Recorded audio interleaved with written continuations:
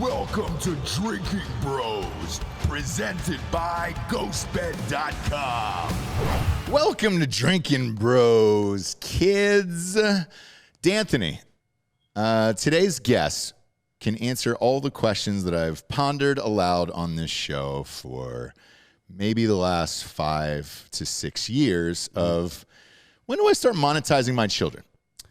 You know? Yeah. I mean, look, I refer to, and I hope you don't take this as an insult because it's certainly not. I refer to you as the LeVar Ball of TikTok, basically. Yeah. Right? Because whatever you want to say about him personally, the brand they've developed is pretty goddamn successful. Mark is nicer. This is Mark D'Amelio joins us. Mark, how are you? You're a lot nicer, obviously, than LeVar Ball, but it's strange because your entire family is famous, and your children are massively famous on TikTok to a level that is really hard to comprehend. Is it weird for you? It's extremely strange for me. It's surreal, but it's also, I say this a lot, it's also fairly normal because we're doing it as a family. So the fact that we moved from the East Coast to California, it's still our same. We have 4 dogs that were with us on the East Coast. We're going through it together. So it's as strange and surreal and cool as it is, it's oddly normal. Yeah, because you look at it from the outside, and obviously we don't live in your house, but Dan and I, you don't know where I live.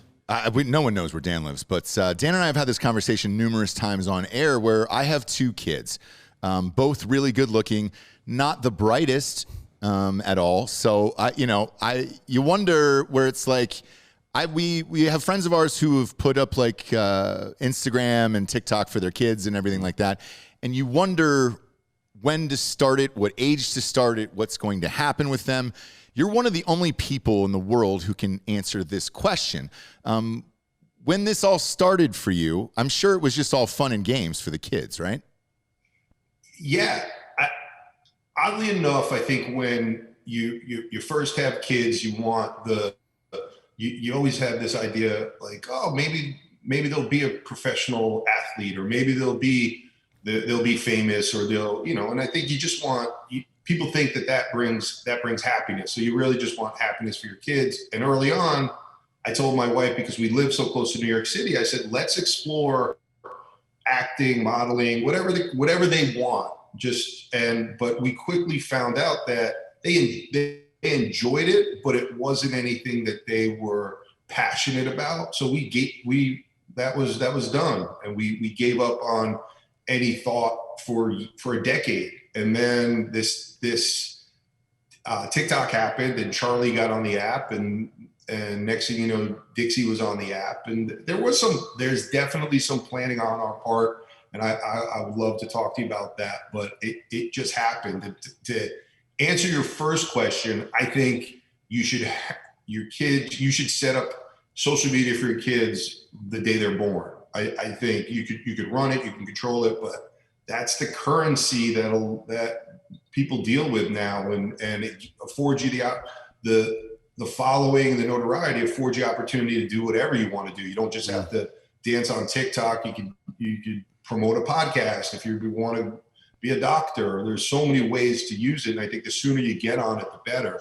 And that was the stance we took early on. So we bought phones early, we bought computers early, we monitored it pretty closely, but we let them kind of have free reign with social media. It's great to hear you say that, because again, as a father of 2, I have tried to secure their names on Instagram and all that stuff. One of them was taken. There's nothing I can do. And yeah, but it's not even a common. Neither one of them have common first names. Yeah, and that's that's the bizarre part about it. Like one of them was a dog. Like one of my child's names was already taken by some dog or something in England, and I'm like, come on, man. So now you can't have that, and you're like, all right, well, what do you name them from that? And then when do you post it out there? Because the parents that I talk to are always worried about pedophiles and everything else, and blah blah blah. Yeah, like you'll hear the horror stories, but I look at it like you look at it too, where if you start early on, it really is currency, and no matter what you do in this life, whatever job it is, if you want to be TikTok famous, or that's fine, or just, your middle management at Staples or whatever it is, it's still going to help you promote who you are, whatever you want to do in this life. And I look at DJ Khaled's kid, because that's the first baby that I remember, like literally crowning out of the vagina. He had an Instagram following, and you could hear another one in the background of it. And the kid had like 1 million followers on Instagram and under 48 hours of life on this planet. So I understand it, because yes, later on in the future, it's almost like setting money away for college. It feels like, where you're like, hey, congratulations, by the time you are of age to get a real job in this world, or whatever your job is, then you have this huge following and you can go out and promote whatever, and your dad and mom did that for you. Absolutely. And I wonder if it gets to the point that, I would think, if you're talking about middle management or even college, if you're applying to college and even if you're not verified, if you have a strong following, if I were a college admissions person, I'd be looking at it like, well, what's this kid doing that at this age has been able to market themselves so well to have this following, and there looks like they can only go up from here. So is that, and I don't know if it is or isn't, but I would think there would be some advantages to have that a following going into whatever you're doing. Well, there's certainly some potential pitfalls in that as well, right? Yeah. Like we tend to, and it happens with athletes and artists quite a bit, where we judge a 22 or 23-year-old person by things they said when they were 12 or 13, which is a absolutely ridiculous standard in the first place. Yep. Even more so ridiculous to judge people by current standards for stuff they said 10 years ago, right? That doesn't make any sense. It's like going back to re-officiate a football game. Like, well, actually, the rule now is this, so you lost that game. You're like, what the fuck? No, I thought the rules were this back then, so I was following the goddamn rules back then. What are you doing? Everybody was playing by the same rule book back then, and now you're fucking judging me retroactively. Get fucked. Yeah, and Mark, like you were saying, you said you closely monitor it. Is there things that you go back and delete for them, or you sit down with them and say, hey, guys, this might not be the best idea for like 5 to 10 years down the road? Because I know it's happened to me before with a publicist and a manager out in LA, where they were like, dude, I'll bring up the best example. One of my managers was like, man, you're spending a lot of time with those Black Rifle Coffee guys. People are going to think you're conservative. And I was like, I fucking am. Like, so what, and what do you care if what they do, and if they've got guns and pictures and all that stuff? Have you deleted shit? So let me first say that my kids have lived in this sphere for so long that they know, and not from what I've told them, because if you went back to when I was their age, we'd have to do a lot of deleting. They kind of know what to say and what not to say, and they live in this politically correct world where, and I think it's sad, because I think it's sad for everybody, because you don't get to really know people's true opinions and who people really are. But there was nothing that either of them said that I'm like, shit, you guys gotta get that off there. There have been things where we don't think, as parents, Heidi and I didn't like a particular dance or a song that the girls were dancing to or lip syncing on TikTok, and we'll come back to them and go, really, guys, is this what you guys want to put out there? But they really haven't had anything that I'm like, well, that's going to come up to bite you in the ass. And the stuff that you see people nitpicking about, or that they've gotten quote unquote canceled for, is so innocuous. And so, like, if I told you some of the things, it would be like, wait, what? Yeah. So there's nothing in their past that I know of, and I hope I'm not just being a naive dad, that they're so good at protecting themselves, and we learned quickly that the smallest thing can be blown out of proportion. So they're really good at that. Yeah, and your daughters, Charlie and Dixie, and by the way, we had this conversation before we went on air, so I don't want to get buried by all your followers. D'Amelio is what you're going with, right? Yeah, we picked that the other day, and it's because when we went to when the ESPYs, they said the stars of the new show on Hulu, the D'Amelio show. And I was like, huh, that's not what my dad told me. So then Heidi and I talked about it, and it surprised her that we're going to go with D'Amelio now. So Yeah. that's official, and we're doing it here on this show. So. Nice. Congratulations. And then look, the two of them have what, a combined 155 million followers on TikTok.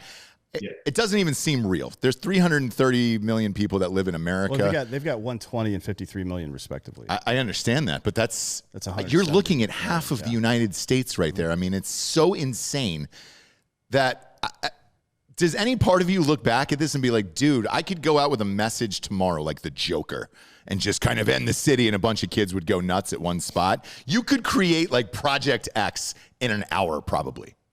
We did back like almost, I think it was December of 19, we were in New York City, and it was just Dixie and Addison was supposed to, they've done these kind of Twitter meet and greets which they could do a year and a half ago. And this is from the summer of 19 into the fall of 19. Addison sent out this tweet, and she wanted to meet. We were at that new area in, and I guess it's Hudson Yards in New York City. Yeah. So she wanted to meet like in the courtyard, but she accidentally put in the name of a store within the mall. And there's video of this, and it was like 500 kids showed up in about an hour, and Dixie was mobbed. We had to get security. So we don't do that anymore, but yeah, it's pretty wild. But what's interesting about it is there are places we go where no one knows who there's some places we go and they can walk in and no one has any idea who they are. Mm-hmm. And then there's other places it's like the Beatles. So it's definitely an age thing. I think if they go to a mall, it's crazy. If they go out to dinner with us to a restaurant, not as much. Yeah, and Dan and I are a testament to that. We went to the Mayweather-Logan Paul fights, and we were sitting ringside right there. The people that were in the stadium flocked, like because it was kids mostly, flocked toward all the TikTok stars. They did not give a shit about, who was it, Terrell Owens that walked by? Or yeah, T.O. was there, a couple other people, but yeah, they didn't really care about that. Although I will say that everybody, young to old, recognized Chuck Liddell. That's because Chuck has looked the exact same since 1991. Yeah. I mean, he's had the same haircut and handlebar mustache since 91. Yeah. So. Yeah. And when we sat down, because we went with Chuck, he's on our network here, and when we went with Chuck to the fight, there was a dad sitting next to us, and I go, "Hey, dude, did you just show up by yourself?" And he goes, No. My kids are running around the stadium trying to find the other TikTokers. But he goes, I just wanted to meet Chuck Liddell. So you're right. There is an age disparity there of who recognizes who, where, and all that other stuff. Yeah, but it's good for the sport. I mean, everybody's talking about it with the boxing stuff right now, the crossover. There's a lot of new boxing fans that weren't boxing fans or didn't know that boxing existed even 2 years ago, right? And that's the problem that NASCAR's got right now. They can't get people to watch their fucking product. Right. They've lost. I've told the story, I think, on the show before, but 3 years ago now, a major raceway in the United States offered us the title for the entire year for $500,000. That should cost $8 million at a minimum, right? For the amount of traffic that they see, but they just can't get it anymore because people that are young.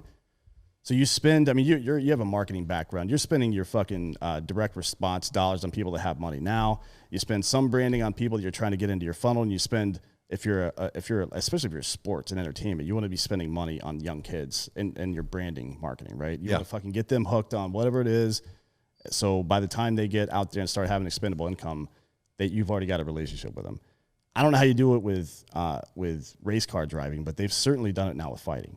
This whole new generation of kids is into fighting now, and they've got TikTokers fighting each other now. Yeah. So that was on Sunday night.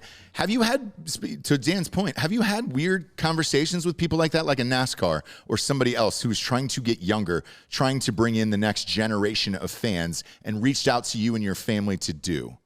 Yes. Yeah. Without saying exactly, someone who was trying to buy a Major League Baseball team came to us and said, baseball is the people that watch baseball are very old, and we got to get younger, and we'd love to get you guys involved. It didn't end up working out, but I think we work with Triller, and that's a competitive app on TikTok, and they've been really good to us. So we went, and I grew up a boxing fan, and it's really cool to see what's happening. There are purists that are like, oh, I don't like the whole Jake Paul thing, but it's getting a lot of this generation where there's fights. Triller just signed something with Madison Square Garden to do like a Tuesday night fight every or once a month fight thing, and it's cool, man. I was right there for the last Jake Paul fight. I don't know Jake very well, but it was exciting, and it's cool that they're working on. I think it is putting some new blood into boxing, and the kids are starting to follow it. So it's pretty exciting. Yeah, man. And Triller itself, it seems like they're leaning into this young generation of TikTok and Instagram and everything else. Kavanaugh's been into that shit for a while. Oh yeah, did you meet Ryan Kavanaugh? He's the head of that. Sure. Yeah. Kavanaugh. And I think I've talked with them. It's interesting because they got to kind of pick, and we are picking you got to pick a lane. I think the Triller fight that we went to was incredible in Atlanta, but it was part real boxing, part entertainment show, part So I don't know. That's where I get concerned. Is the boxing purist going to care about some of the artists, and they're kind of creating this almost concert spectacle, and I think it's really cool, but I don't know if you can do both. If you can put on a hip hop show or a musical show, and then have real boxing for real belts with real contenders and champions. So yeah, but if anyone could do it, Ryan and Bobby could do it. But why not? I mean, look, this is something that entertainment has been trying to do for years, and that is interject music releases specifically into major events like fighting. For example, there's a rumor that Drake was going to release his new single as he walked Conor out to the. It's a good thing he didn't, because it wouldn't. That would look great. But there's a rumor about that. That's something that people have been trying to do for a while. We were heavily critical of the first Triller event. Yeah, we covered it live here. Chuck was there, and he reported into us as well. And it was just the big gap, like the first fight, and then the big gap of musical interlude is that it was unsettling a little bit. Like it takes you out of the rhythm. It was too much time in between fights. Right. You were there. A buddy of mine actually directed that. Bert Marcus directed that whole event. And I listened to an interview with him afterwards, and he said, look, we were trying something new for the first time that had never been done before. Yes, there's going to be notes and everything else, but give it some time and we'll get this dialed in. And I know Kavanaugh has made similar remarks. You were there. What were your thoughts of that at that Jake Paul fight? I thought it was awesome. It was during COVID, so we couldn't get a lot of it. Place was, there's probably a few hundred people around the ring, and then a lot of the people that were invited, the influencers, were up in suites, and then we all came down. I thought it was produced extremely well.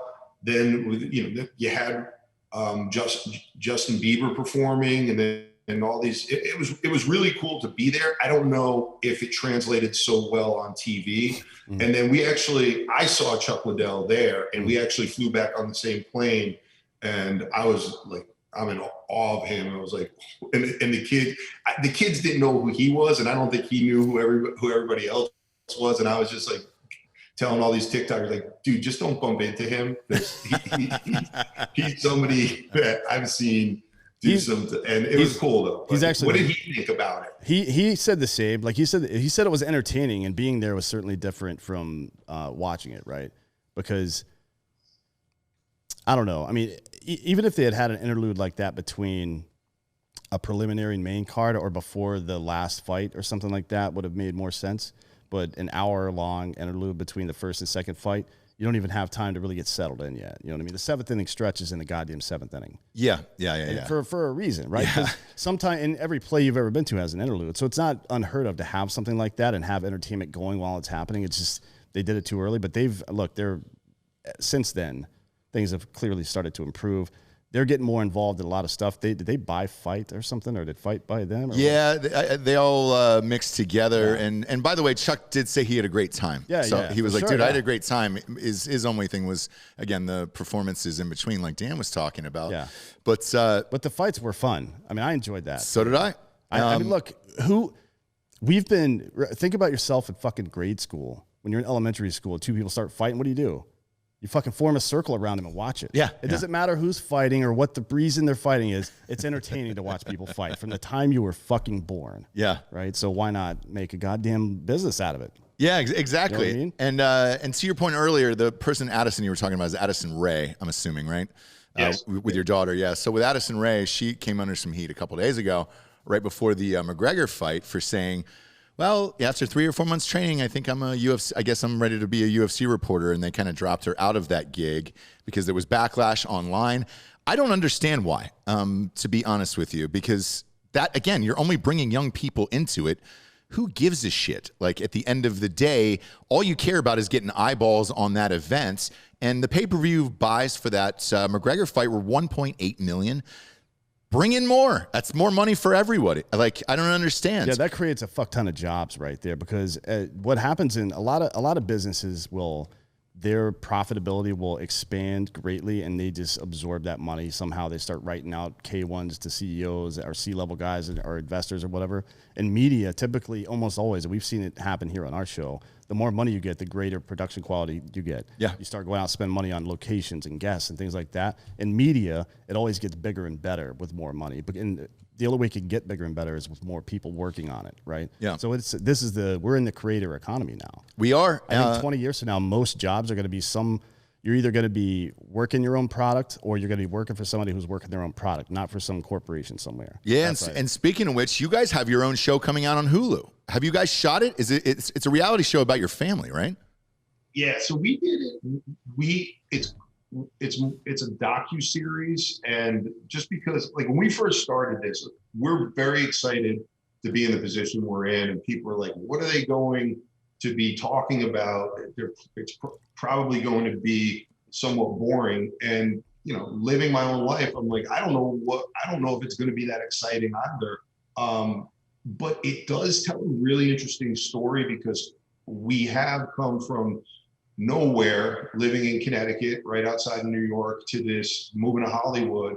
And when I got a chance to see some of it and what they're doing, it's basically telling a story that a lot of people want to hear about. And you get to see the behind the scenes, because the girls we're all on YouTube and Instagram and TikTok and Triller, but you just get these glimpses of who we are. And we are well known now, and one of the things we wanted to do is let people into our lives a little bit, and not for sympathy or anything like that, but you do get to see a side of this world that isn't as glamorous as you thought it would be. And you can be very appreciative, know that you're blessed, know that you're very lucky to be in this situation, but you're still dealing with a 17-year-old girl and a 19-year-old girl, and how all of this sudden fame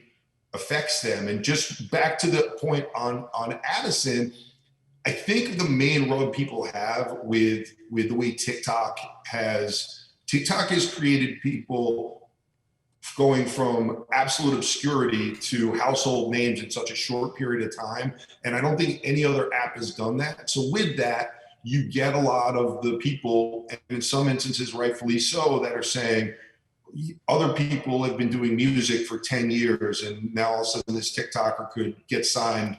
Other people have been doing journalism for 10 years now. So I get it, but that's part of what's going on. And as for us, it's like, what do we do? Do we sit around and not take the opportunity because it was put in our lap, or do we take the opportunity? And I think if you ask anybody who was offered some of the opportunities Addison or my kids were offered, you have to say yes if you think it's something you want to do. For sure, yeah, and fuck those people.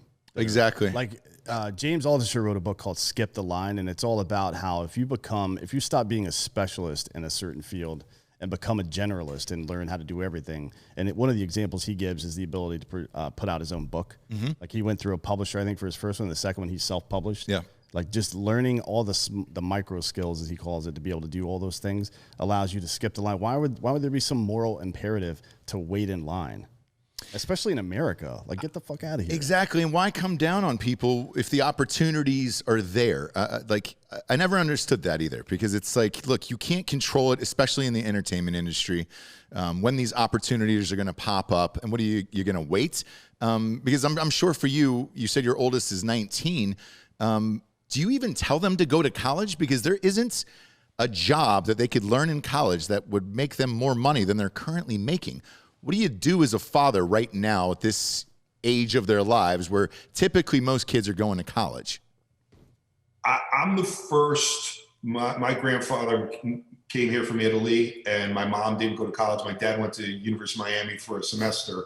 So I was the first kid in my family to graduate college. And all you want to do for your kids is get them in a better position than you were in. So I went to University of Connecticut. I went to UConn. I graduated. And if they wanted to go there, that's great. But my game plan for my kids was exactly what I did. Get them do well on their SATs or ACTs, do well in school and get into college. And Dixie actually was all set to go. Dixie's my older daughter. She's the 19-year-old. And she was set to go to University of Alabama. And we were set. And then this thing happened, and I had to backtrack to this philosophy that we all are taught, like, go to college, get your degree, get a job, meet the love of your life, have kids. And all of a sudden I had to sit back and say, dude, you're going to make more money and have more opportunity.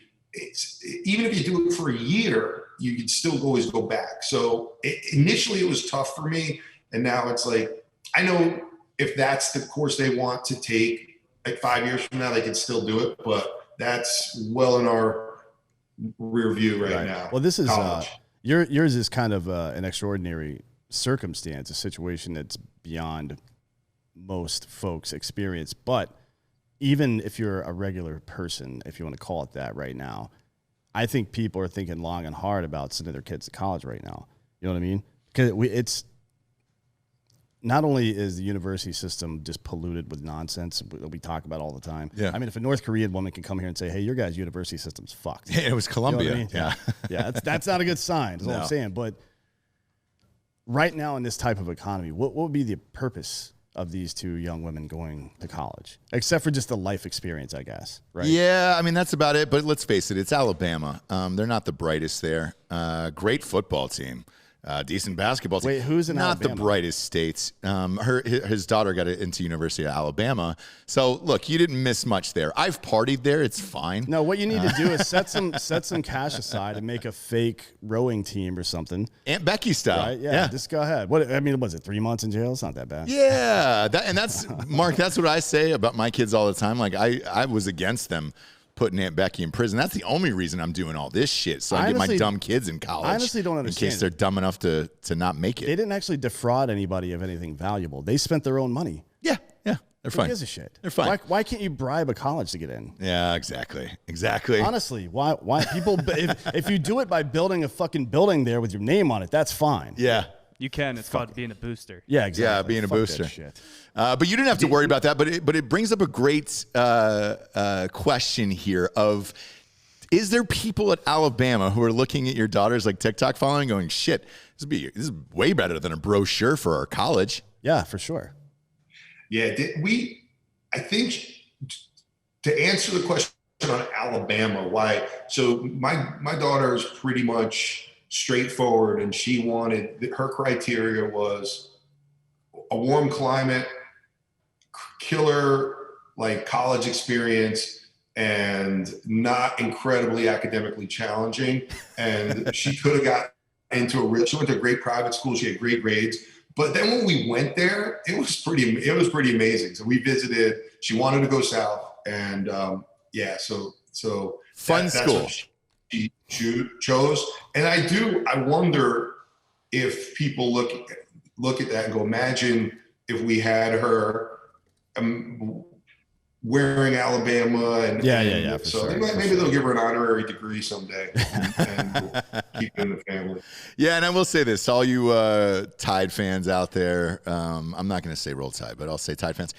Blast of a university. We've partied there numerous times, and look, their football team is amazing. And I, by the way, I did the same almost identical thinking to your daughter. I went to Ohio State. All I wanted was a great college experience, a great football team that I was always winning, and I never had to worry about it. But I was from Georgia, and I had never been to the cold, so that's where I switched for. Where I was just like, all right, I've got to try to get used to some form of winter depending upon where I live in this world, in this life. And I think that would be fine. So I flip-flopped it. And then, someplace I could graduate pretty easily. But UConn is absolutely beautiful, but you spend 7 months of the year. Like, I think you get there in September and you're like, all right, it's beautiful. It's warm. Everybody's hanging out partying. And then you hibernate for 6 months, and then you go, spring happens, and then you're home. So she saw that. And when I was younger, people didn't travel off that far. You get an athlete here and there. One of my buddies went to Clemson to play football.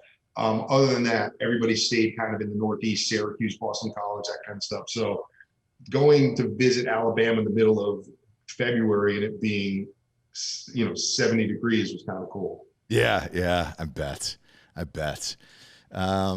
With you personally coming from marketing and everything else, like Dan was talking about earlier, when you're having these conversations on the phone with all of these business people trying to buy out your daughters for X, Y, and Z, does it make it easier for you going, I know what you're doing, and we're not going to do that? Are you looking over the contracts?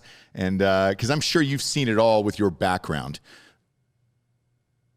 Yeah, early on, I worked for Adidas, a division of Adidas. I had my own clothing brand, and I knew how brand is important and the association between the collaborations, Nike does with other companies. So I always looked at that early on, but the girls, I don't know if hopefully they got it from me or my wife Heidi, but they were pretty good up front, and were like, even though the checks were pretty big, they were quick to say, I don't think that's right. And that's kind of the way we've done things. And the benefit I think we had is this happened later for us. We were comfortable in our own skin. We were financially stable. So I never looked at this as, oh my God, this is the money-making opportunity for us, because we never were necessarily desperate for money. So we came into this at a position of strength. And with that, things seem to work out. When you can walk away from something, it usually works out in your benefit. Right. So that's what we did. Well, these days with affiliate and affiliate marketing and direct to consumer businesses popping up all over the fucking place, all you need now to be successful in any industry is eyeballs on you, right? Like, you could find the product later, or you could just pitch other people's products. Mm-hmm. I mean, Kylie Jenner is the best example of this. She is a 19-year-old billionaire or some shit, because everybody in the world was looking at her. And she's like, all right, cool, I'll just make the same makeup that everybody else makes, put my name on it, here we go. And she also stopped the riots with a can of Pepsi, which was pretty cool. That was 2018, yeah. So she's a veteran of the riots, I guess. Yeah, she was great. She was great then. But with that, like, where do you go at such a young age, and are you worried if it all burns out at like 25, 26?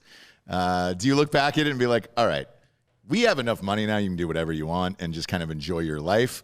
Are you worried about that at all? Because like my kids grow up, they're watching other kids on YouTube, but they're kids. Like, yours are at least 17 and 19 years old. So it's like, all right, great. They're kind of out of that.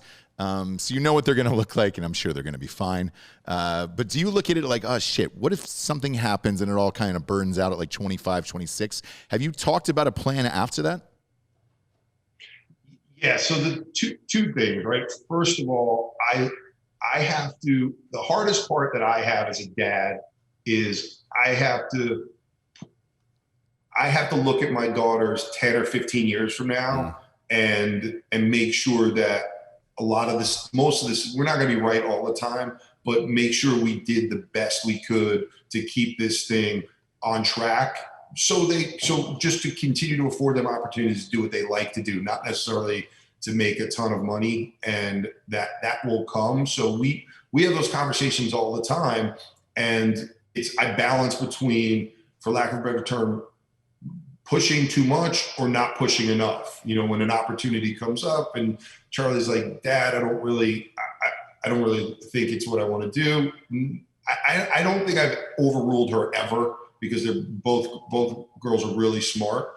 I do often think about the future, and what we're trying to do is, it started off someone paying them to do a TikTok dance, and I thought that was crazy. Like, who's going to pay my kid, $1,000 to do a dance? And then it was, and deals started coming. But to get the longevity, now we're starting to either start businesses on our own or do joint ventures. So if Charlie decides and Dixie decides that that's not something they want to do, maybe they want to run the company or be in the marketing of the company. So, and I think if you look at what the Kardashians did, we're not reinventing the wheel. We're taking their lead and a lot of other people's leads. And what you guys said earlier about, we have this direct consumer pipeline. So if we create a business, we could then market it directly to our followers, and that's what we're doing. But I know clearly, like, this is not going to last the same way it's going right now, right? I mean, they're not going to continue to grow this way for this long. I've seen, being the age I am, I've seen all the young celebrities that came up, and you don't know who they are now. The only difference is we do have this social currency that, unless they get canceled, they can take with them. Mm-hmm. But I'm look, it's not gonna last forever. We're very fortunate, we're very lucky, and we have an obligation as parents to try to create things that do give us longevity and do give them a financial, a revenue stream for a long time. Yeah, because with the reason why I bring it up with us, me and Dan, this show, we've been in the top 100 charts on comedy for 6 years now, and you wonder, you're like, dude, how long can we be cool? Mm. Like, because, I said I initially, because we have two other shows. Dan and I, he's got American Party. I've got Ross Patterson Revolution. You're like, how long are you going to be cool? Because this is something that you have no end date towards, but it's, I guess, just talking about it out loud, it's kind of like a professional athlete. I guess you don't know when you're going to get injured or when you're going to break your leg in the ring or something like that. So who knows? But to your point about starting a business and everything, we're doing that as well with a hard seltzer that we've got coming out this fall. That's 8%, and it's, we love it, as well as, like, hey, I think that could live way past the show. You know what I'm saying? So if we get canceled or we're not cool anymore, at least we have products out there that it's like, all right, well, this thing is awesome. Well, I mean, what you're talking about is the standard for all of human civilization, right? You start moving, you build something that will get you by for now, then you continuously upgrade things that are, I guess, divorced from anything that moves, right? So you want commerce that is local, but you also want commerce coming in and out of it. Yeah. So whenever you start to develop new, anytime you get eyeballs on you, if you're not constantly moving, this is one of the, I don't know what your educational background is, but if you studied marketing in college, then you'll remember the story of the railroads, right? Yeah. The railroads were developed, and this is like a huge case study in marketing. They believed they were in the railroad industry. What they were really in was in the transportation of human and goods industry, right? So instead of fading away in the 30s, 40s, and 50s, they should have been investing in trucks and airplanes, and they didn't. Right. Now the railroad industry doesn't make any money. Well, you know Joe Biden just gave them Amtrak a huge $2.6 billion. Right. Was something crazy. But there's on any given day, I don't know how many people are actually doing the job. There's about 6 million open truck driver positions. Oh yeah. In the U.S. So I mean, it's the industry. They thought they were in one industry, they were really in another. If you're a social media star, if you want to call it that, you're not in the industry of being a social media star. You're in the industry of capturing people's attention and influencing them in some way, right? Yeah. To buy a product, typically, or at least to entertain them at the very least, right? So it's it has to be at some point you have to separate the two things. It doesn't matter if, like, let's say they're famous for doing TikTok dances. Maybe they get rid of TikTok, or TikTok just goes away altogether. Your older daughter, I think, has like 7.5 million people on YouTube. You can do whatever over there, right? It's a whole different ballgame. So it really is. And, you also get access, I'm sure, to, with everything that's going on in Hollywood, you get access to things that aren't out yet or aren't about to pop. What do you think is the future in the next 5 to 10 years, personally, Mark? For the girls or for? Yeah, for the girls and, like, social media and influencers like you guys in general. Because look, there was some talk for a while that TikTok was going to get canceled because of China and everything else, right? I'm sure that scared the shit out of everyone. You probably got them over into YouTube and Instagram and everything else. But beyond that, is there anything else we should be looking out for where you're like, this thing is going to be pretty cool in the future? Because Dan and I just signed up, yesterday? We're doing a picture-in-picture thing for the bare knuckle boxing fight with Chuck Liddell. So we're going to be able to watch it. All of our listeners are going to be able to watch it with us, but we'll be in the same picture as the actual pay-per-view event, and then we give them the link, and that's rad. But until 48 hours ago, I didn't even know that was a thing. Is there anything that you've been approached by that, like, futuristically, that you're like, oh shit, keep an eye on this? No, and we do look to diversify as it relates to, you have Twitter, your Trillers, and all those things. So there's not an app that I see. I just see people kind of being more entrepreneurial now than ever, and using their following, their platform, to do whatever they want to do. I mean, on TikTok, there's so many people that have realized they could create a platform and do commerce without going to work a 9-to-5 job. And that is what I think you're going to get more people doing, which isn't something new, but I just think it's going to go more in that direction. When I started my first clothing brand, I had no idea what I was doing. And there were incredible barriers to entry. There was manufacturing barriers to entry. There was marketing. You had to go and do an advertisement in a certain magazine that was $100,000 to do it. And you're competing with Ralph Lauren and Calvin Klein and all these things. And that's not the case anymore. You could start you got to be good. You have to have some, because it's definitely democratized as far as the cream rises to the top in a lot of these things. But that's what I love about social media, is like we see so many different businesses, from plumbers to all kinds of people that are building their following and creating revenue and being entrepreneurial. So that's what I see happening. But no app that I'm like, this is the next thing that I've seen that I think is the next TikTok. Yeah, because we always ask when people are on the show, just out of curiosity. Even our show ranges from politics. We always say Oscar winners to porn stars on here, where it's just like we've had everybody on. And, I remember I forget which politician was on, but he was talking about Parler. It's like, Parler's going to be the next thing. Probably Matt Gaetz. Yeah, I think so. And then that was gone. And then you're like, all right, great. Well, what's next? Then he was gone. Yeah. And then he was gone. So it's one of those things where you're always trying to keep an eye out. But I think you're right in creating your own businesses. I look at somebody like Kanye West, who, look, if you love him or hate him, one of the greatest of all time. And if you go through his hits, it is endless bangers. But now that he is not producing bangers anymore, his clothing line has made him worth over $6 billion was the last report that I saw. He's got the shoes with Adidas, and now this Gap shit. I don't know if you saw the new jackets and everything. Those sold out in 4 minutes? Yeah. And that's the Gap, and he was charging $250 a jacket. Like, the Gap used to be $28 for a jean jacket. Now Kanye's on there. Are you guys going to hop back into clothing, since that was your background?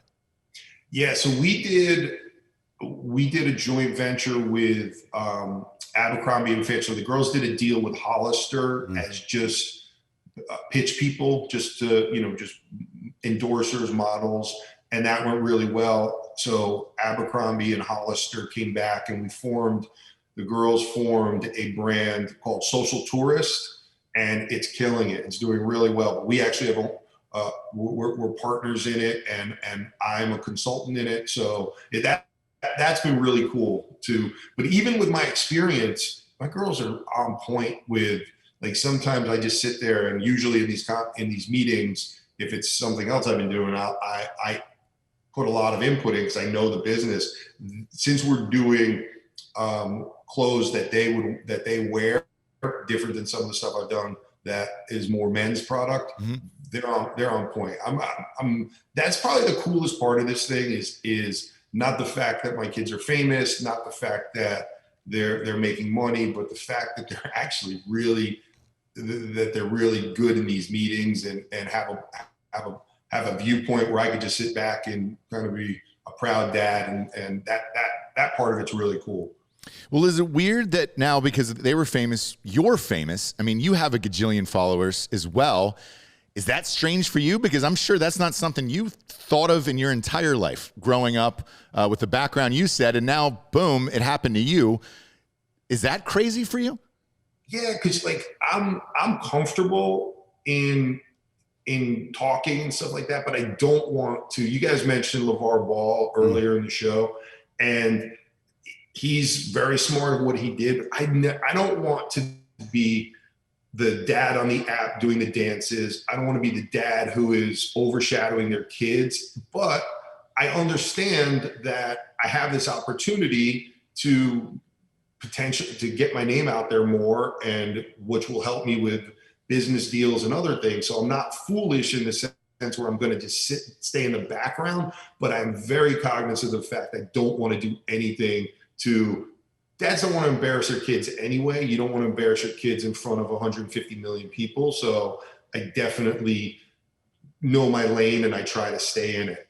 But it's friggin' crazy, man. It's like, it's the people, like we go out and people like Mark, and you're like, well, and kids will come up to me and I'm well aware of why they're coming up to me, because I'm Dixie and Charlie's dad, and I'm cool. I'm cool with it, but it's weird. It really is strange. And now, do you feel the pressure to post? Because I've been very vocal on all of my shows that, like, hey, dude, I'm not a big fan of social media because I want to. My kids are younger, super young, so like I want to spend as much time as I can with them, and I don't want them to think dad's on the phone, but it's typically for work, and I don't really enjoy being on the phone or social media, but because of what we do, Dan and we have to post and constantly advertise and things like that. Now that you're in it and you have all these followers, is there a pressure for you to post on like a daily basis, or do you like, oh shit, I got to post again today? See, like I do not post that much, and it's because I got to find my lane of what I want. I don't just want to say shit for the sake of saying stuff, or do some creepy dance that, like, just because it's a trend. And so I think what we've done so far, Heidi and I have done our own podcast. That's my wife, and that's been really cool. And people are looking at us. A lot of the kids listen to the podcast because we give cool stories about what's happening in our lives, but we also give the perspective of being the parents of two famous kids and what we're going through. So I got to find my lane. But to answer your question, I don't post enough, but I want to make sure when I post that I have something to say. And I think Gary Vee would probably say, you're overthinking it. You should just throw content out there. That's not what I want to do. So, well, Gary Vee also tells people they don't plan to quit their job. Dad who has daughters and what it's like. I think that's more the stuff I want, more vlog style. That's more the stuff I want to talk about. Well, I mean, it's more authentic than trying to reimagine yourself as the person that the world thinks you've become, right? Yeah. Because it's like playing prevent defense at that point. You got there by doing a certain thing. Why the fuck would you change it now? Yeah. That doesn't make any sense, but it happens almost all the time. Like almost everybody fucking starts to shift a little bit. Mm-hmm. Oh, well, people like this more, so I should do that more. Well, I mean, maybe, right? But it's push-pull in marketing. If I'm doing that, is this other thing that was successful now getting less attention? So maybe I'm reaching more people, but I'm reaching them less. You know what I mean? Yeah. It's your story is actually very refreshing to hear as a parent, because I would have thought something totally different. My kids watch this, what is it? Travancore is the young Jake Paul. God damn it, I forget the kid's name. Little blonde kid, adorable. The daughter's cute too, and it's just like, all right, sweet. They had a huge they have currently a huge YouTube channel. And I looked at my wife and I go, what happens when they grow up out of like 5 years old and they have to go to school every day? You just can't shoot this content. Sure enough, they're having a baby again. And another kid's coming down the line. But then YouTube shut off the monetization for going to monitoring the kids. So now they have to shoot horror videos and everything else. And I'm like, man, as much as they're making, that looks miserable. For you guys, it seems like you're just enjoying all of this. But they're also at a different age, and yeah, your story is actually refreshing to hear. Is this what the Hulu series is going to be about? Yes, it's just going through the things that Charlie and Dixie have done, and you get to see what it's like to parent two kids going through this, and the cool stuff, like the things that Charlie going to the Nickelodeon Awards, but you get to see the behind the scenes on that, and Dixie getting pretty emotional a couple of times. So it's just telling the story. I think if you go, all kids, I don't want to say all kids, but a vast majority of kids want to go viral on the internet and be famous. And I think what's interesting is you get to see what it's like, and that in some instances, it's exactly what you think it would be. You get invited to cool shit, and you get to do really cool stuff, but then you give up a ton of things. You give up your anonymity. You give up, you have to watch what you say constantly, especially for me, because like I said earlier, I don't want to say something and then it gets back on my daughters, and and then Charlie's like, Dad, really? What's this all about? But so that's what the show's about. And I hope it's interesting. I mean, I watched it, parts of it that they let me see, and I lived through it. And I'm like, wow, that's pretty interesting. And I'm in it. So it was kind of cool. Yeah, I'm sure it'll crush. With your daughters being 17 and 19 and they're dating, do you still get to be dad and be like, hey, I hate that guy. I don't care how many followers he has on TikTok. I don't want you to date him. Like, how is that for you? Do you go through their social media accounts, like the dudes, and be like, nope, don't like this guy?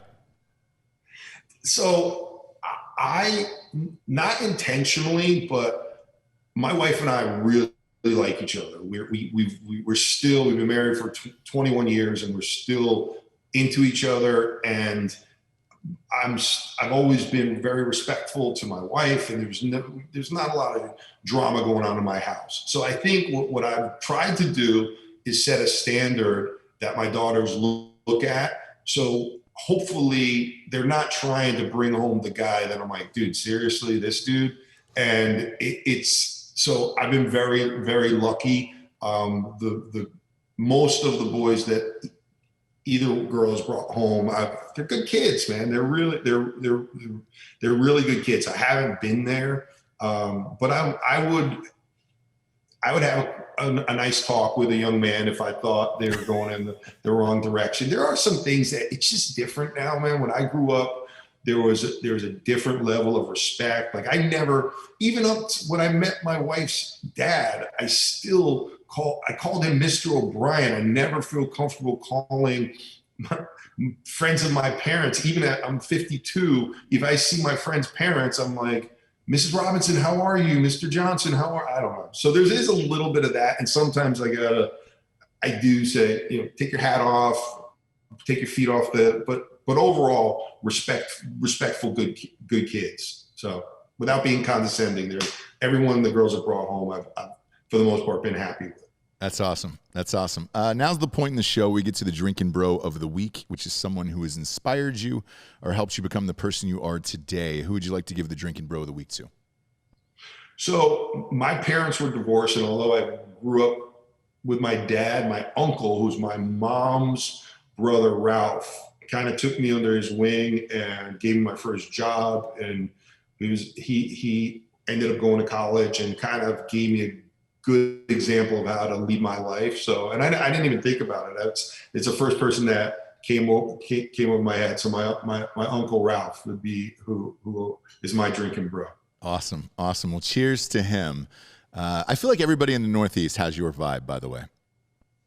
Really? Yeah, dude. It's a look. It's definitely a Jersey look. I had a house in Jersey, and yeah.